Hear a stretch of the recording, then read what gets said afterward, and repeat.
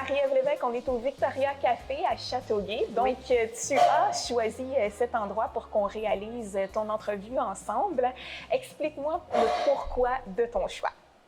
Le Victoria Café, c'est vraiment un endroit dans le coin où il y a beaucoup d'influenceurs qui viennent prendre des photos parce que justement, c'est un endroit qui est très Instagrammable, très Pinterest. Puis ce genre d'endroit-là, c'est vraiment le genre d'endroit qui pogne quand même beaucoup sur les réseaux sociaux, surtout Instagram, on sait, c'est très liché par rapport à quoi que ça a l'air. Donc, je trouvais que ça fitait vraiment avec le cadre de l'émission. Donc, Marie-Ève, avant d'entamer, on prend une gorgée pour commencer. Cheers! Avant de commencer notre émission. Faut faire attention à la mousse. Oui. C'est bien important. On n'est pas caché par un masque. Voilà. Donc, d'entrée de jeu, j'aimerais qu'on installe l'émission. Donc, ça va être ton but, ta mission à toi, puisque tu vas être là pour nous informer, nous plonger dans l'univers du web. Tu es ce qu'on appelle une spécialiste du web. Exact. Je te laisse te présenter avant qu'on entre là, dans le vif du sujet puis qu'on se promène à travers tout ce qui se passe dans le web. Donc, qui est Marie-Ève Lévesque? Oui, moi, en fait, je fais beaucoup de rédaction web, donc ce qu'on appelle une copywriter. Et puis, je fais aussi la consultation marketing. Donc, moi, je suis vraiment là pour établir des stratégies marketing et communication avec les entreprises et les clients. Pas nécessairement les clients, mais tout ce qui va être justement influenceurs, ambassadeurs, c'est comment les intégrer. Je donne aussi des formations. Donc, justement, avec des entreprises de la région, je les aide à prendre les outils nécessaires pour être capable de s'avancer, de faire leur propre stratégie. Puis après ça, s'ils ont encore besoin d'aide, mais moi, je suis là pour les épauler, pour leur donner des noms, pour leur donner comment ils pourraient faire efficacement leur stratégie, leur campagne de marketing web, parce que, veux pas, aujourd'hui, c'est quand même assez gros, le web. C'est plus ce que c'était il y a même 5-10 ans. Ça évolue tellement rapidement que les gens, les entreprises, ils ont besoin de miser là-dessus. C'est vraiment quelque chose de différent du marketing traditionnel. Donc, tout ce qui est journaux, magazines, ces choses-là, c'est un autre univers. Mais moi, je suis vraiment là pour les épauler puis les amener à réussir leur campagne vraiment à leur image, à l'image de leur entreprise pour que ça fonctionne.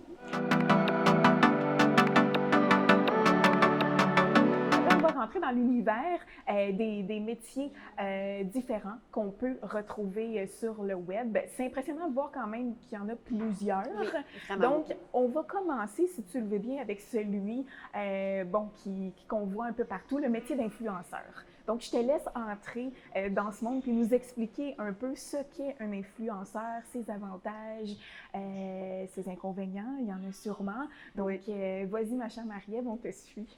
Les influenceurs, on a souvent tendance aussi à les associer négativement, surtout quand je fais mes formations avec des gens qui sont un petit peu plus âgés. C'est vraiment très négatif, mais même les plus jeunes, puis même les gens de ma génération. Je sais que moi, mon conjoint, il a juste 4 ans de plus que moi, puis pour lui, au départ, les influenceurs, on me connaît, c'était négatif. Et pourtant, c'est tellement un univers qui est incroyable. Mais un influenceur, c'est pas juste quelqu'un qui est connu pour son image, ça peut être quelqu'un qui crée du contenu. Donc, on va en parler plus tard, mais même tout ce qui est YouTuber, les gens qui ont des blogs, des Facebook, des personnalités publiques peuvent devenir des influenceurs. Donc, il y a vraiment plusieurs sphères à ça parce qu'on associe souvent influenceurs seulement Instagram, ce qui, oui, est quand même une plateforme où il y en a énormément, mais c'est pas la seule manière de se faire connaître en tant qu'influenceur. Donc, un influenceur, ça le dit, ça influence. Donc, ça va inciter, c'est quelqu'un qui a une certaine influence, que ce soit envers les jeunes, envers des gens qui trippent sur les animaux, ou peu importe, on peut vraiment aller chercher n'importe quelle clientèle, n'importe quelle tranche d'âge. On a même des influenceurs, je pense à Eve Martel, qui est dans la cinquantaine, donc on a souvent tendance aussi à penser, les influenceurs, ils ont tous 20 ans. C'est vraiment pas vrai, j'en connais vraiment beaucoup qui sont dans la quarantaine, ou comme moi, qui sont dans la trentaine, puis qui évoluent là-dedans. Mais c'est vraiment des gens qu'on peut utiliser pour notre campagne de stratégie marketing. Donc, on peut les intégrer pour des invitations médias, on peut les intégrer pour des envois de produits gratuits, puis avec la visibilité qu'ils nous offrent. Donc là, ça dépend encore une fois, est-ce que c'est un micro-influenceur, un nano-influenceur, un macro, un méga-influenceur. Il y a différentes catégories. Oui, exactement. Parce que là, on a les micro-influenceurs, excusez-moi, je ne voulais pas me tromper, qui sont vraiment, c'est des petits influenceurs. OK. Puis, Quand on dit petit, c'est selon le nombre d'abonnés? oui, selon le nombre d'abonnés. Mais en fait, plus l'influenceur va être niché, plus il risque d'avoir moins d'abonnés. Donc, tu sais, on va souvent les retrouver dans la catégorie comme nano-influenceur, que c'est vraiment 5 000 et moins à peu près. 5 000 et moins, OK. Mais ça peut être vraiment très pratique. Exemple, si on prend quelqu'un qui, je sais pas moi, tripe seulement sur les romans d'histoire, bien, si on a un roman d'histoire et qu'on veut le faire connaître, c'est sûr qu'un influenceur qui monte des bikinis puis qui a 1 million d'abonnés ne va pas nous apporter des ventes. Donc, ça ne fonctionnera pas dans la stratégie. Mais justement, si on a quelque chose de très, très niché, aller chercher un nano-influenceur, c'est extrêmement bon pour l'entreprise parce que tu vas vraiment aller frapper ta clientèle cible. C'est ça qui est important aussi, de choisir ses bons influenceurs par rapport à quel produit qu'on vend. Oui, exactement, ou le service. Donc, même encore là, si on a un service qui est disponible, exemple, juste à Châteauguay, mais ça ne donne rien d'aller viser une influenceur qui a 1 million d'abonnés, mais qui habite au Saguenay, exemple. Parce que sa clientèle, probablement, qu'elle ne sera pas celle qu'on veut aller chercher. Donc, c'est vraiment important de regarder le nombre d'abonnés, mais aussi qui cette personne-là va chercher, quel genre de contenu elle partage et qui elle influence. Parce qu'on veut qu'elle influence la même clientèle que nous, notre produit, à laquelle s'adresse.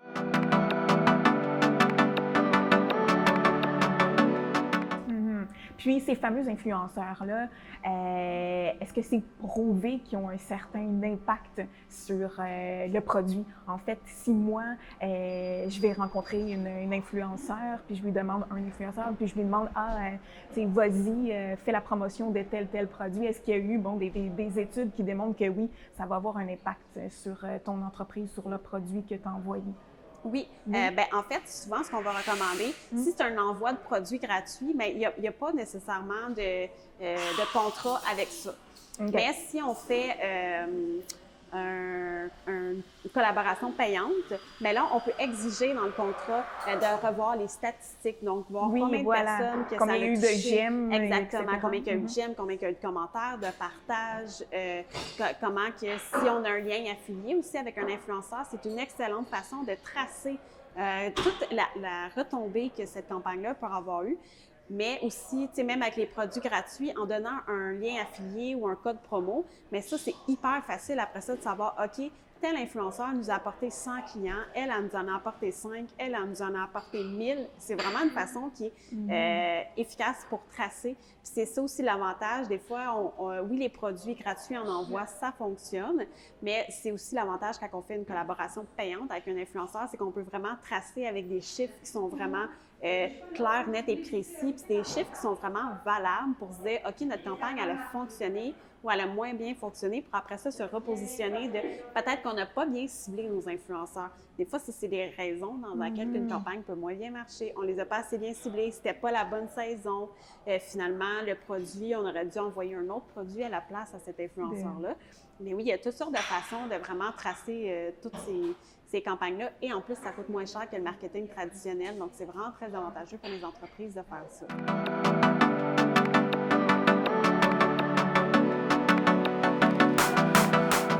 On va lâcher un petit peu les influenceurs parce que je pense qu'on pourrait passer des heures à en parler tellement il y a de choses à dire. On va aller du côté des ambassadeurs. Leur rôle est un peu différent. Oui. Souvent, on va les confondre un peu, ce qui n'est pas nécessairement une erreur parce qu'il y a des influenceurs qui sont également des ambassadeurs. Mais dans le fond, un ambassadeur, qu'on va appeler aussi un ambassadeur de marque, c'est quoi? C'est quelqu'un, dans le fond, ça peut être une figure publique. Des fois, c'est pas nécessairement des influenceurs à titre parlé, ça peut être justement une personne publique. Exemple, un ambassadeur, c'est aussi pas juste sur les réseaux sociaux, mais c'est exemple, on pense à Guillaume le Métis-Vierge pour les voitures, on pense à Martin Matt pour Maxi. Ça, c'est des ambassadeurs. Mais on peut aussi intégrer ça dans notre campagne de stratégie de marketing web. Donc, on peut avoir des ambassadeurs pour notre entreprise, peu importe qu'est-ce qu'on vend, que ce soit les services ou peu importe. Mais l'important, c'est vraiment, souvent, l'erreur première qu'on va voir, c'est que des gens vont chercher des ambassadeurs. Donc, moi, je vends des boucles à cheveux et je veux avoir des ambassadrices. Donc, je vais faire une publication Facebook demandant « Montrez-moi des photos de vos petites filles de 1 an à 3 ans et je vais sélectionner 10 ambassadeurs au hasard. » C'est vraiment une erreur parce qu'un ambassadeur, à la base, c'est quelqu'un qui connaît, qui aime et qui partage les mêmes valeurs que ton entreprise. Il faut vraiment qu'elle les connaisse Puis souvent, les ambassadeurs, c'est des gens qui achètent nos produits puis qui en parlent à leur entourage sans même qu'on ait besoin de leur demander. Mais c'est là qu'on peut vraiment remarquer, OK, elle, cette personne-là, elle représente mon entreprise, elle représente ma clientèle cible, elle représente les valeurs de mon entreprise et elle achète déjà mes produits. Donc, je l'approche pour lui proposer d'être ambassadeur. Donc, c'est vraiment ça la différence, mais on peut être influenceur et ambassadeur pour une compagnie.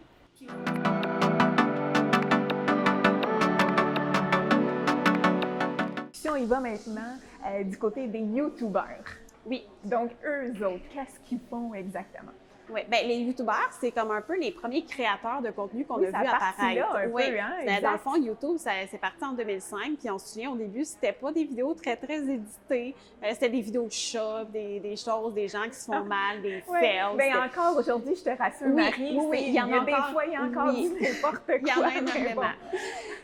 Mais c'est comme ça que ça a commencé, puis c'était pas vraiment quelque chose qui était payant. Mais rapidement, il y en a qui se sont rendus compte qu'ils pouvaient vraiment créer du beau contenu là-dessus. Ça a vraiment beaucoup aussi parti avec les beauty gurus, donc les filles qui faisaient du maquillage, surtout aux États-Unis. Puis après ça, les marques se sont vraiment rapidement rendues compte, hey, c'est le fun, la personne, elle parle, elle teste nos produits, puis on a juste à y envoyer gratuitement les produits. Donc, là, les marques, ils ont commencé à envoyer du maquillage. Là, après ça, ceux qui font du sport, ils envoyaient du matériel de sport, du matériel de tournage, de la nouvelle caméra, un nouvel éclairage, un nouveau micro, ou peu importe dans lequel nicher, même des compagnies de nourriture, on va y faire tester ça. Parce que là, ça faisait du contenu gratuit pour les entreprises. Et là, de fil en aiguille, mais c'est devenu une manière de faire de l'argent parce que là aussi, YouTube a commencé à intégrer des publicités. Dans le fond, souvent, c'est comme ça que les gens, ils font de l'argent sur YouTube. C'est qu'en avant de la vidéo, on met une publicité. Souvent, c'est là, nous, en tant que consommateurs, ça va nous fâcher, puis on va dire « Oh, Dieu, c'est encore une autre publicité! » Mais c'est comme ça que les YouTubers, ils font de l'argent, entre autres.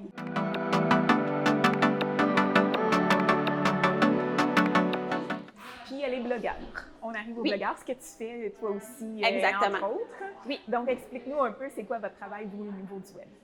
La différence, dans le fond, parce que moi, je suis copywriter, mais j'ai aussi un blog, donc je porte aussi le chapeau de blogueuse.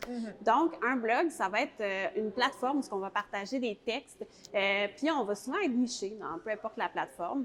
Puis, ça fonctionne un petit peu de la même manière que les autres. On va recevoir des produits gratuits à tester, on va être invité, dans le fond, à des invitations de presse à aller dans une ouverture, un événement, exemple que le Zoo Cranbé, je ne sais pas moi, il y aurait une nouvelle section, bien là, il inviterait la presse, les médias, à venir visiter pour en parler. Puis souvent, les blogueurs, ils rentrent là-dedans. Donc, on a souvent l'impression que la presse, bon, bien, ça va être seulement les journalistes là, de TVA, Radio-Canada, ou peu importe. C'est un journaliste à quelque part. Oui, c'est ça, c'est un peu... opinion, il écrit des articles. Exactement.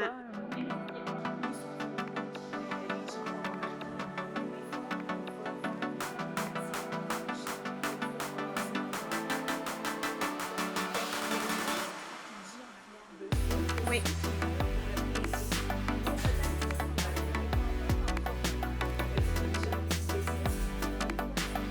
Donc, c'est quoi les petits points importants que tu peux nous donner qui peuvent nous aider à faire en sorte que quand on va poster, nous, notre photo au café Victoria de Châteauguay, que ça va marcher, que les gens vont la voir, ils vont aller l'aimer, etc.?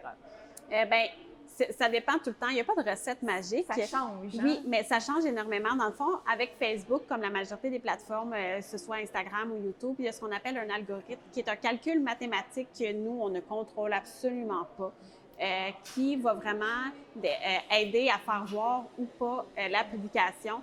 Mais c'est sûr aussi qu'il faut avoir une image qui est invitante parce que les gens ne lisent plus. Donc, si l'image de base n'est pas invitante, les gens ne vont peut-être pas prendre le temps de s'arrêter de regarder la publication. Donc, on peut mettre une image ou une vidéo. Sinon, pas trop de long texte. Donc, c'est le désavantage aussi pour ceux qui font un blog sur Facebook, c'est que les gens ne vont pas s'arrêter pour lire des longs textes. Tandis que si on va sur un blog, on s'attend à lire quelque chose de plus long. Donc, des publications courtes sur Facebook avec des images, que ce soit justement une photo ou une vidéo. Puis aussi, vraiment tenir compte de notre clientèle est là à quelle heure. Comment le savoir pour les entreprises? Ceux qui ont des pages professionnelles, ils peuvent aller dans l'onglet Statistiques. Donc là, on va savoir, est-ce qu'on parle plus à des femmes ou des hommes? Est-ce qu'on parle plus à des gens dans la tranche de 24-35 ans ou les 60 ans et plus? Est-ce qu'on parle à des gens qui sont majoritairement à Montréal, au Québec, au Canada, ou peut-être qu'on a beaucoup d'abonnés qui viennent de France? Sinon, on peut aussi regarder justement à quelle heure que les gens viennent, quelles journées qui sont plus là.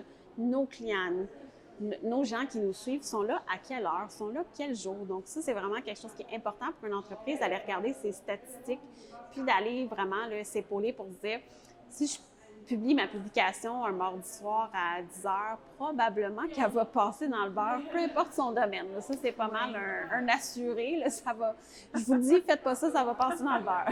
Exactement. On oublie Oui, 22 heures. C'est pas le bon moment pour sortir une photo. Donc, c'est vrai. Tu as de la stratégie là-dedans. Puis là, si on poursuit, on a Instagram, YouTube, etc. Donc, encore des plateformes qui existent sur le web, qui fonctionnent beaucoup.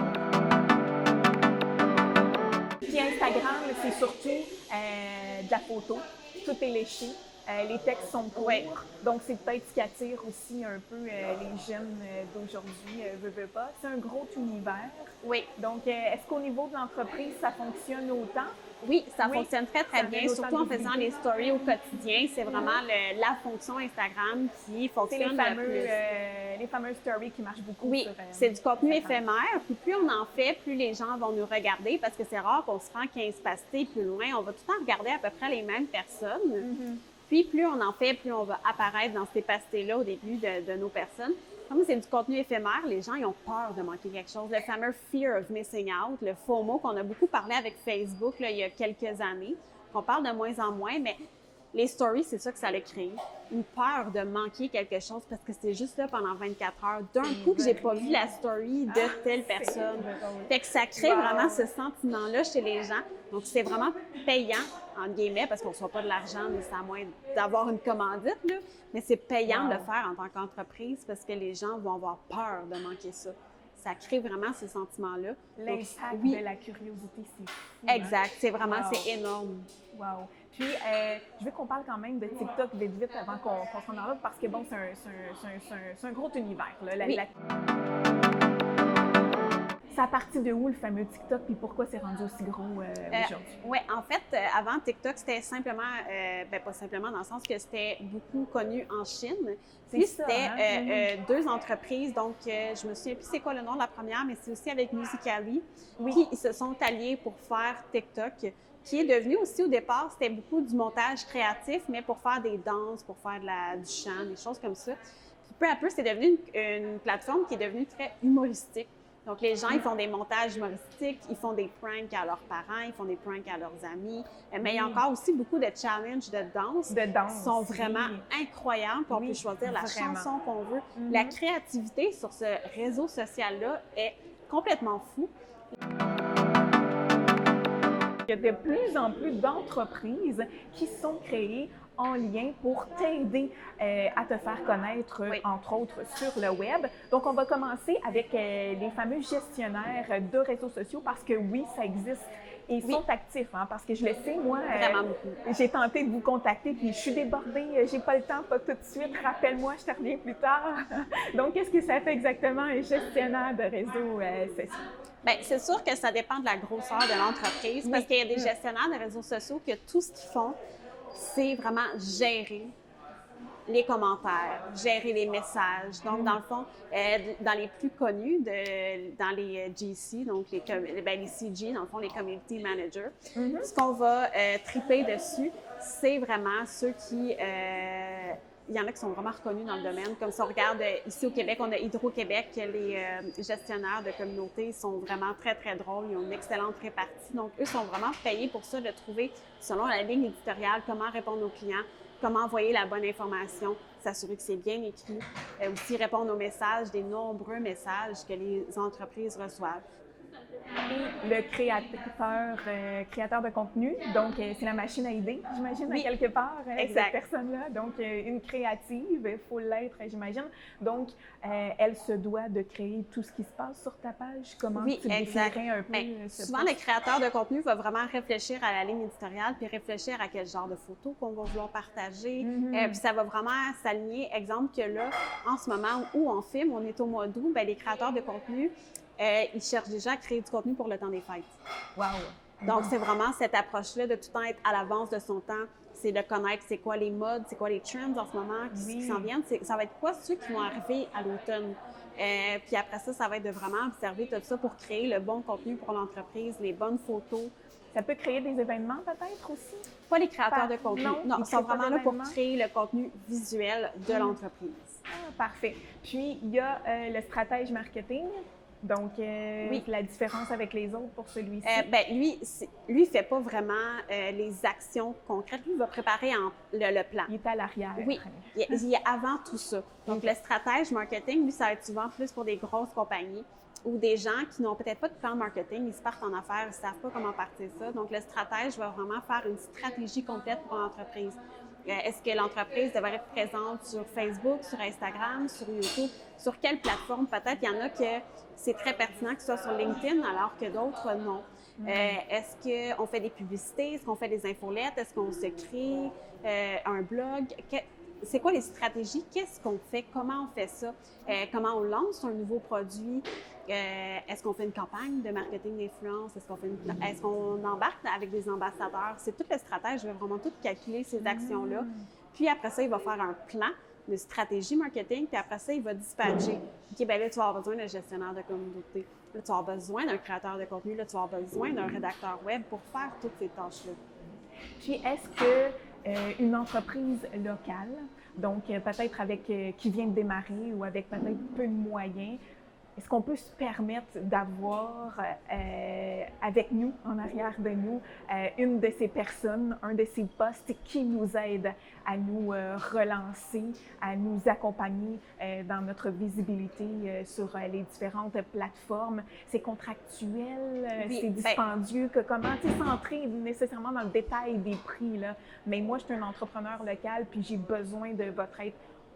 Il y a une façon, j'imagine, de pouvoir se permettre... Il y a toujours moyen d'y aller avec le budget du client. Donc, c'est ça. Au départ, on peut réduire souvent, ça va fonctionner par forfait. Donc, des fois, peut-être qu'au départ, si on ne sait justement pas quoi faire, peut-être que le stratège marketing, c'est une bonne façon de partir ça pour faire un plan marketing et de se dire, qu'est-ce que je dois faire? Avant même d'engager des gens, parce que il y a des gens, des fois, qui se disent, j'ai besoin d'un gestionnaire de communauté, j'ai besoin de quelqu'un pour gérer ma page. Mais finalement, son site web n'est pas fini, finalement, telle chose n'est pas faite, ou finalement, il y a d'autres étapes avant ça qui doivent être faites. Donc, le stratège, au départ, il va vraiment être capable de dire, OK, mais toi, tu as besoin de X, Y, Z, ou dans le temps, tu devrais prioriser cette étape-là, dans 6 mois, cette étape-là, et dans 1 an, cette étape-là. Donc, cette personne-là, au départ, c'est vraiment la personne clé. Après ça, on peut voir selon nos besoins. Des fois, on a juste besoin de 2 publications par semaine sur Facebook. Mais d'autres fois, des entreprises peuvent avoir besoin de 2 publications par jour sur Facebook. Ouais. Donc, c'est sûr que là, le budget va vraiment varier. Puis selon aussi, j'imagine une entreprise au niveau de la production, je ne sais pas, les fraises ou peu importe, tu vas peut-être avoir un gros rush une certaine partie de l'année, puis après ça va être plus calme. Fait que tu joues un peu avec ça au niveau de ton contrat.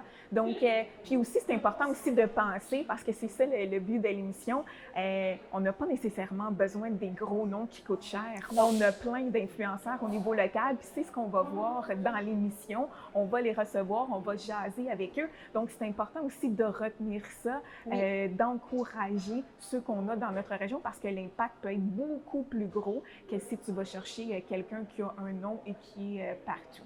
Exact. Et puis pour quelqu'un, là, après t'avoir écouté, ça peut peut-être nous donner le goût de devenir une star du web, nous aussi. Donc, tu conseilles quoi à quelqu'un qui a envie de se lancer sur une page Instagram, devenir influenceur, ambassadeur, avoir son blog? Ça prend quoi? On commence où? En fait, c'est sûr que c'est pas une très bonne approche de se dire, moi, je veux devenir influenceur, donc je vais vraiment m'embarquer là-dedans. C'est vraiment plus créer du contenu pour le plaisir, mais je pense que Puis de voir les retombées. Exactement, mais je pense que le plus gros secret en arrière de ça, c'est d'être authentique et d'être soi-même. Parce qu'à la longue, si tu joues un rôle, tu ne seras pas capable de jouer ce rôle-là tous les jours de ta vie. Et puis, Marie, on va terminer là-dessus. J'aimerais que tu me parles de ton blog, que tu me dises qu'est-ce qu'on peut y retrouver, puis à qui il s'adresse plus particulièrement. À tout le monde, oui, mais veux pas, selon tes articles, tu cibles quand même une certaine clientèle. Exactement. Donc, je te laisse terminer en nous parlant un peu de ton blog à toi. Oui, bien en fait, moi j'ai un blog qui s'appelle Marie-Ève et Famille parce que je m'appelle Marie-Ève et que j'ai 2 enfants, donc j'ai une famille, mais c'était aussi dans le sens de embarquer les gens avec moi dans ma famille, les embarquer dans mon univers. Oui, dans ton Moi, quotidien. Oui, exact. Moi, totalement. je suis vraiment une personne qui est comme ça. J'ai envie d'inviter les gens. Donc, c'est une manière, avec le nom de mon blog, de dire que je vous invite dans ma famille. Vous faites aussi partie de ma famille. Donc, il y a beaucoup du contenu exactement, comme on dit, familial, ça le dit, mais c'est un blog aussi qui est lifestyle. Donc, je partage des conseils de rénovation, décoration, aménagement à petit prix, aussi beaucoup de trucs qui sont gourmands parce que nous, on aime beaucoup manger, on est des petits épicuriens, puis on tripe là-dessus, sur la vie de couple. Sur toutes sortes de sujets comme ça qui sont plus lifestyle, les activités, les voyages, autrefois quand c'était plus autorisé. Mais oui, je partage beaucoup sur ce contenu-là. Donc, je m'adresse surtout aux parents, même j'ai beaucoup de gens qui ne sont pas des parents qui me suivent, mais que c'est des sujets qui les intéressent. Mais moi, je ne suis pas un blog à cœur ouvert, donc c'est pas des lettres à toi, mon premier amour, ou peu importe. C'est vraiment pas ma lignée éditoriale. C'est vraiment très informatif, mais ludique, lifestyle aussi, des recommandations de lecture. Puis comme je suis du coin, moi je viens de Valleyfield, mais je recommande aussi beaucoup les entreprises locales, les entreprises qui sont dans le coin. Pour moi, l'achat local, c'est très, très, très important. Puis justement, beaucoup sur ma page Instagram reliée à mon blog, je vais parler de ces petites découvertes-là qu'il y a dans le secteur. Oui, c'est ça. Plein de découvertes de la région en plus. Donc, un autre bonus quand on parlait de la part du lien avec le web et les entreprises locales. Bien, Marie, un gros merci. On part cette belle série-là ensemble. Merci. Tadam!